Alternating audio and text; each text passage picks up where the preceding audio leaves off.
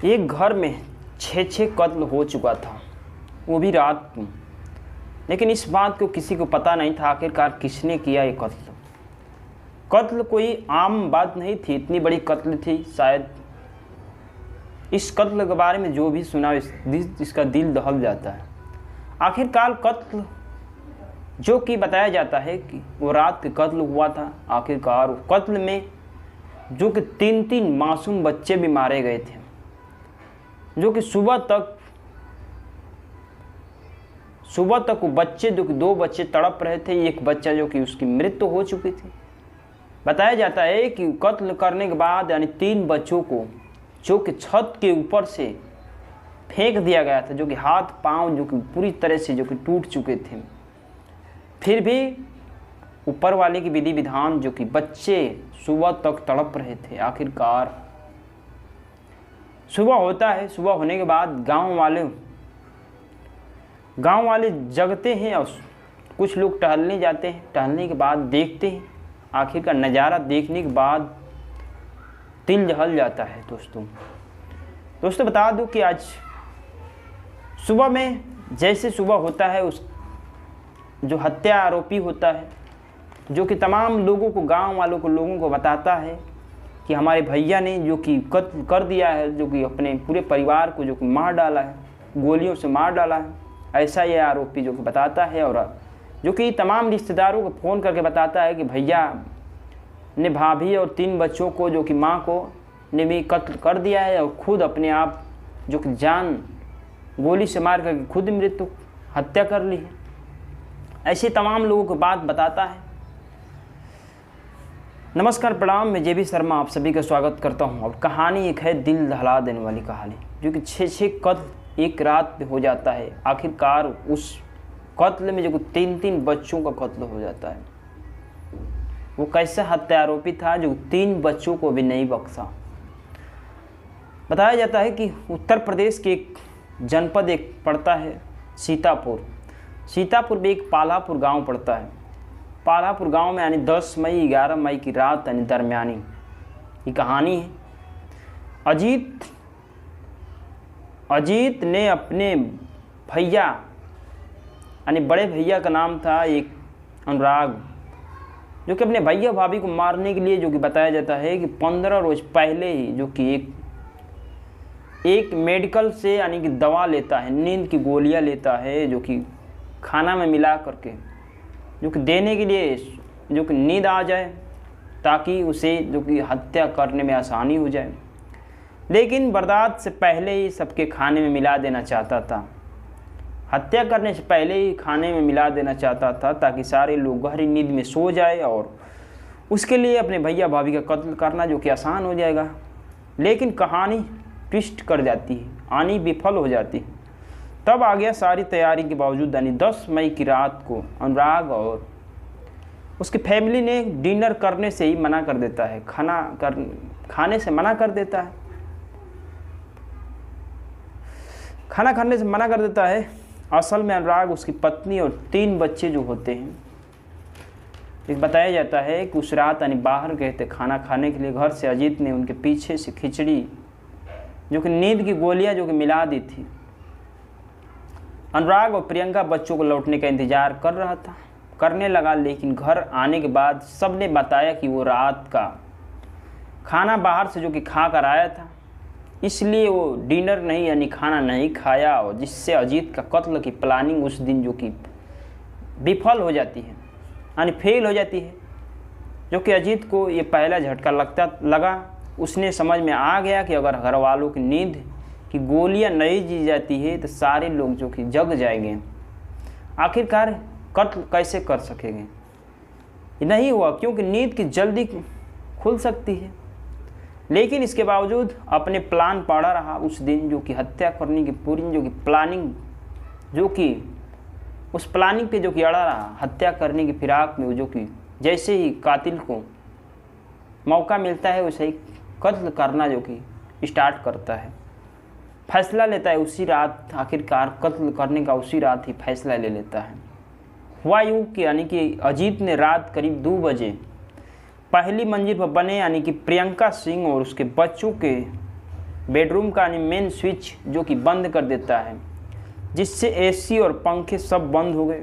और नींद खुलने की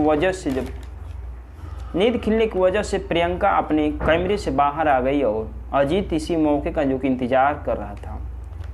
उससे पहले ही अनुराग और प्रियंका के साथ जमीन जायदाद को लेकर चल रहे विवाद को लेकर फिर से कहा सुनी होती है उसी रात। और फिर तब से प्रियंका अपने पास मौजूद जो कि 350 बोर आने की तमंचे से गोली मार दी।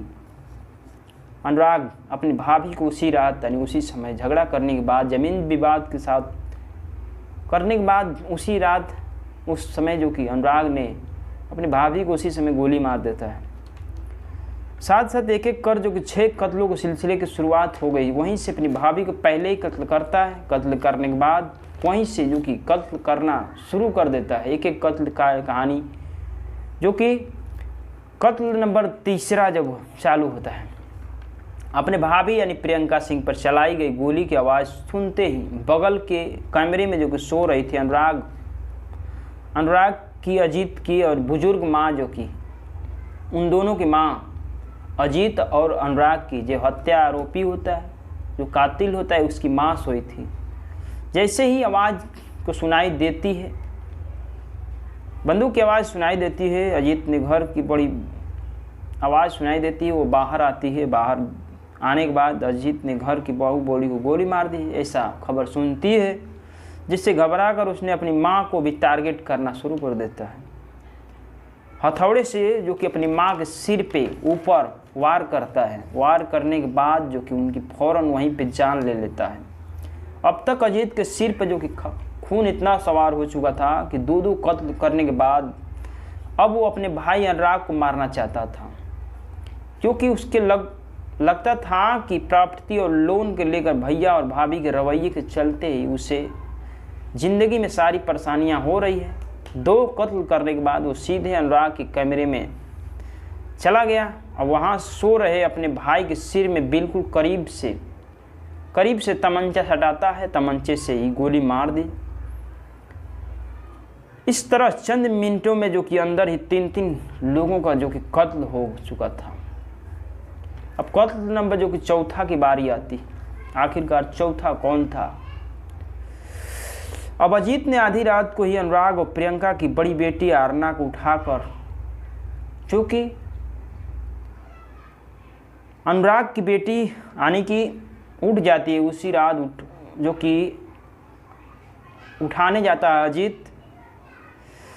अजीत उसी रात जो कि भतीजे को उठाने जाता है। उठाने के बाद समझाने की कोशिश करने लगता है, समझाने की यही बात कोशिश करता है, यानी अनुराग ने उसकी माँ और दादी की हत्या कर खुद को गोली मारकर हत्या कर ली। अजीत ऐसा बात समझाता है उस लड़की को, बड़ी लड़की जो कि आरना होती है, उस लड़की को ऐसा समझाता है। लेकिन आरना ये बात सुनकर बुरी तरह से जो कि घबरा जाती है,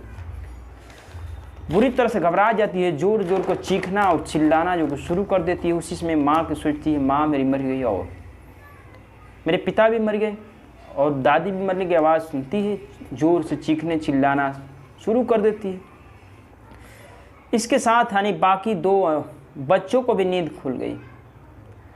वो अभी रोने लगे। तब अजीत ने वो किया जो करने से पहले जो कि कोई शैतान जो कि 100 बार सोचेगा।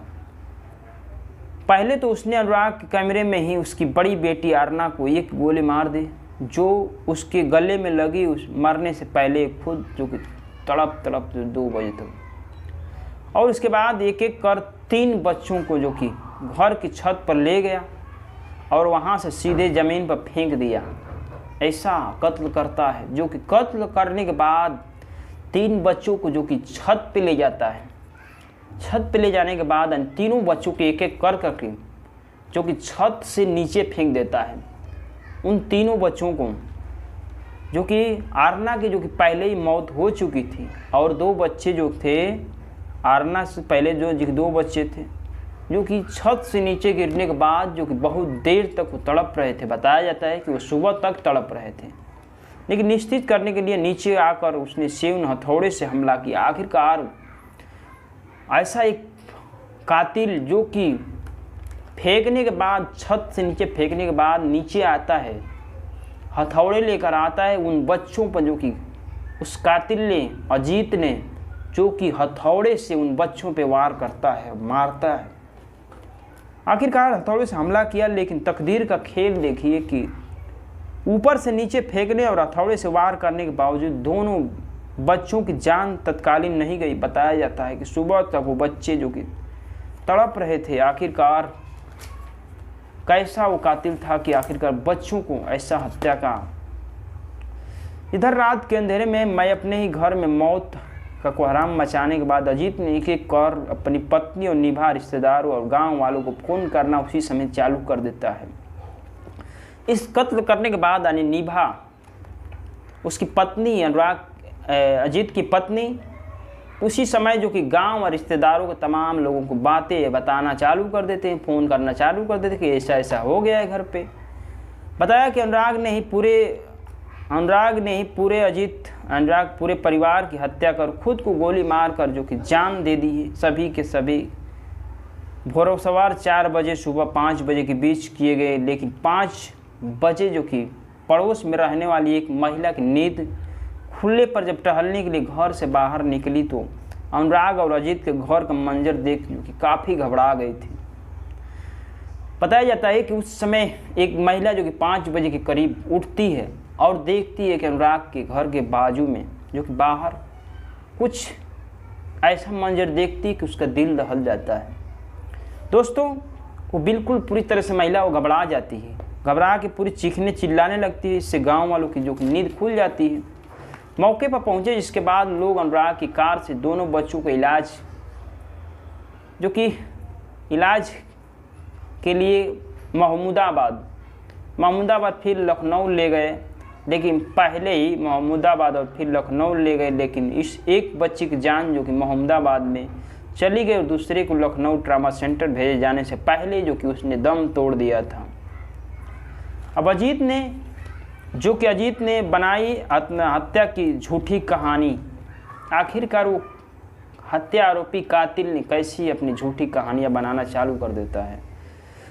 अब तक तो अजीत बेशक रिश्तेदार और गांव वालों को कोई बता रहा था, उसके भैया और रघुनाथ ने जो सभी की हत्या कर अपनी जान भी दे दी है। लेकिन जब बच्चों को इलाज के लिए ले जाने की बारी आई तो बताया जाता है कि जब उन बच्चों को इलाज कराने के लिए गांव वालों जो कि ले जा रहे थे, उस समय जो कि अनुराग इनाकानी कर रहा था, जो कि ले जाने में उसे जो कि कुछ अजीब तरह से उसे जो कि ऐसा लग रहा था कि गाड़ियां देने में जो कि उसे कुछ अजीब सा लग रहा था, ताकि बच्चे मर जाएं, सारा साबूत जो कि मिट जाए। लेकिन ऐसे में इच्छा जताई और ना ही गांव वालों के गाड़ी की चाबी देना चाह रहा था। उसे जानबूझकर लोगों की गाड़ी की जो कि देने में जो कि लेट कर दिया था, चाबी देना नहीं चाह रहा था। उसने जानबूझकर लोगों की गाड़ी की चाबी देने में टोल मटोल कर रहा था, काफ़ी समय जो कि बर्बाद कर दिया था ले जाने के लिए, इलाज के लिए। लेकिन ये तो रही कि एक रात में एक शख्स ने जो कि किए गए 6 लोगों का कत्ल की बात थी। अब कातिलों ने ऐसा क्यों किया, वो भी दौरान जान लीजिए कि आरोपी अजीत ने हिरासत में हुई पूछताछ के दौरान पुलिस को बताया कि करीब 1 साल पहले उनके पिता वीरेंद्र सिंह, अजीत ने ऐसा कहानी बताता है कि पिता वीरेंद्र सिंह की मौत हो गई थी पहले ही 1 साल, जिसके बाद दोनों भाइयों को प्रॉपर्टी को लेकर झगड़े शुरुआत हो गई। पढ़ा लिखा होने के बावजूद शराब का जो कि आदी था, जिससे अजीत सिंह गांव में खुद को जो कि अपमानित अपने आप को महसूस कर रहा था। लेकिन उनके पिता किसान क्रेडिट पे बताया जाता है कि 24 लाख रुपये जो कि लोन के रूप में लिए थे। इस लोन को चुकाने को लेकर दोनों भाइयों में अक्सर जो कि कहा सुनी होया करती थी, झगड़ा विवाद हुआ करता था, बोला बोली हुआ करता था।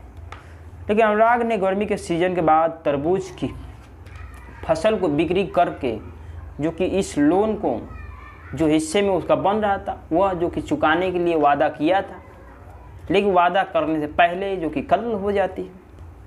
लेकिन वारदात वाले दिन यानी 10 मई को जब अजीत महमूदाबाद से अपने घर यानी पालापुर के इस मकान में पहुंचा तो उसकी मां सावित्री सिंह और भाभी प्रियंका ने बताया कि अनुराग अपने हिस्से का लोन भी नहीं चुका सकेगा और इस पर अजीत गुस्से में आग बबूला हो गया।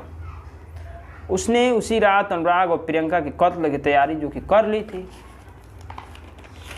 उसी समय जो कि अजीत ने पूरी प्लानिंग के साथ जो कि उसी दिन झगड़ा होता है। वैसे तो लगता था कि इस मसले पर जो कि उसकी मां सावित्री जो कि अनुराग और प्रियंका के साथ देती थी, 6 जो कि कत्ल के वारदात को ज़मीन के बंटवारे के लोन चुकाने को लेकर विवादों को चलते अंजाम दिया गया। अब बात उस पोस्टमार्टम रिपोर्ट जिसने सामूहिक हत्याकांड का मामला जो एक कर पलट दिया था। पहले कत्ल के आरोपी जो कि अजीत के कहे मुताबिक पुलिस भी मानकर चल रही थी। अजीत ने जो बताया था उसी मुताबिक जो कि पुलिस ने जांच की प्रतिक्रिया चल रही थी। अजीत को जो कि जांच जो कि उसी के साथ साथ जांच की प्रतिक्रिया चल रही, जो अजीत की कहना था उसी पे पुलिस प्रशासन जो कि चल रही थी। लेकिन इस वारदात को अनुराग ने ही अंजाम दिया था। इस घटना को उसी ने 5 लोगों की जान लेकर खुद को गोली मारकर ऐसा कहा गया था। लेकिन पोस्टमार्टम रिपोर्ट में जो कि अनुराग के सिर में गोली भी लगी थी। आखिरकार यहीं से कहानी की पलटने लगती है। आखिरकार लगने के बाद हथौड़े से वार किए गए थे।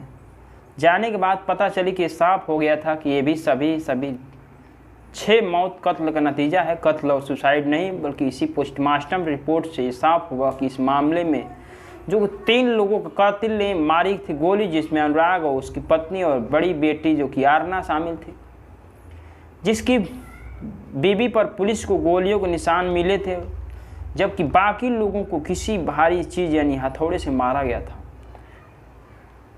ऐसा गया था पुलिस के मुताबिक। जब ये तथ्य सामने आता है, कहा गया कि पूरा मामला जो कि कत्ल का ही था, तो फिर पुलिस ने अजीत और उसकी पत्नी निभा और दूसरे नाते रिश्तेदारों से पूछताछ पुलिस जो कि करना चालू करती है।